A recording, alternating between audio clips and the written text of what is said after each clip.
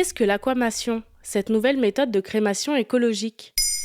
Merci d'avoir posé la question. En décembre 2021, la mort de Desmond Tutu a fait parler dans le monde entier. Non seulement parce que celui qu'on surnommait The Ark, l'archevêque, était l'une des figures principales de la lutte contre l'apartheid en Afrique du Sud et qu'il avait reçu le prix Nobel de la paix en 1984, mais parce qu'il a choisi pour ses funérailles une méthode encore méconnue, l'aquamation, une crémation par l'eau au lieu du feu. Et comment ça marche? Le nom scientifique de l'aquamation est l'hydrolyse alcaline. La dépouille du défunt est déposée dans un grand cylindre métallique, puis immergée dans un mélange d'eau et de produits alcalins. La substance est chauffée entre 100 et 150 degrés Celsius et mise sous pression. Au bout de 2 à 4 heures, les tissus du corps, les graisses, le sang, les protéines, la peau, sont liquéfiés et il ne reste que les ossements. Ils sont ensuite réduits en poussière blanche, placés dans une urne et remis aux proches pour être inhumés ou mis dans un columbarium, les niches où sont conservées les cendres. L'eau peut ensuite être utilisée comme engrais.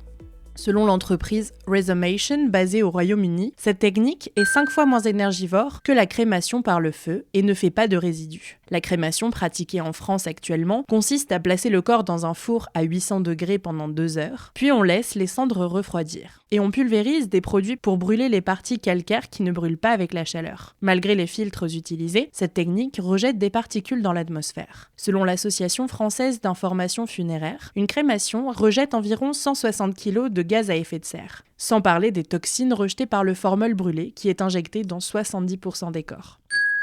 Symboliquement, l'eau est plus douce que les flammes, la méthode peut être moins violente psychologiquement pour les familles. Est-elle légale en France? Non, pas encore. Les seules options de funérailles en France sont pour l'instant l'inhumation ou la crémation par le feu. Le Conseil national des opérations funéraires y réfléchit, mais pas de projet de loi concret pour le moment. Cependant, avec la préoccupation écologique grandissante des populations, le débat pourrait arriver assez vite. À l'heure actuelle, l'aquamation, en tant que pratique funéraire pour les êtres humains, n'est autorisée qu'en Australie, au Canada et dans une quinzaine d'États aux États-Unis. Elle est actuellement en discussion en Angleterre. En Afrique du Sud, elle est pratiquée dans un vide législatif. Pourtant, l'aquamation n'est pas nouvelle. Elle est développée à la fin du 19e siècle par l'anglais Amos Herbert Hobson. Le chercheur souhaitait développer un procédé de dissolution des carcasses d'animaux, permettant de produire des fertilisants pour les sols agricoles. Depuis, elle a été utilisée dans le monde agroalimentaire ou vétérinaire, car le procédé neutralise les agents pathogènes. L'Angleterre a par exemple eu recours à l'aquamation lors de l'épidémie de la vache folle. Quelles autres méthodes de funérailles alternatives existent-ils?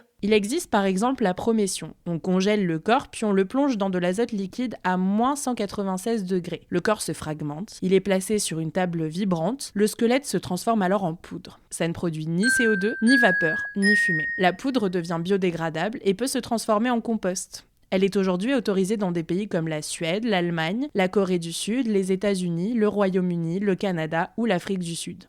Il y a également l'humusation, une technique de compostage des corps avec des couches de feuilles et de bois qui n'est autorisée que dans l'État de Washington aux États-Unis. Voilà ce qu'est l'aquamation. Maintenant, vous savez, un épisode écrit et réalisé par Antonella Francini. Ce podcast est disponible sur toutes les plateformes audio, et si cet épisode vous a plu, n'hésitez pas à laisser des commentaires ou des étoiles sur vos applis de podcast préférés.